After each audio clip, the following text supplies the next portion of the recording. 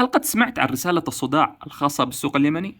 رسالة الصداع هي لما تجي تعمل إعلان يودي لواتساب في السوق اليمني، يقول لك ما تقدرش تعمل إعلان في واتساب للأرقام اليمنية. وهذه الرسالة موجودة في مدير الإعلانات، وأكيد قد واجهت كل المعلنين اليمنيين. بس حاب أقول لك إن اليوم في حل جذري لهذه المشكلة. تلاحظ معي هذا مدير الإعلانات، وحاليا هذه هي الرسالة اللي تقول لك لا تتوفر ميزة تحسين المحادثات إلى أرقام واتساب.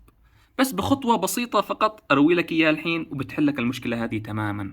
لو بتلاحظ معي هنا أنه في معي حاجة اسمها هدف الأداء، غيره من مجرد زيادة عدد المحادثات إلى أنك تخليها زيادة عدد النقرات على الرابط. بتلاقي هذه الرسالة بتنشال تماما، بيقول لك خلاص أن أمورك في الإعلانات مضبطة.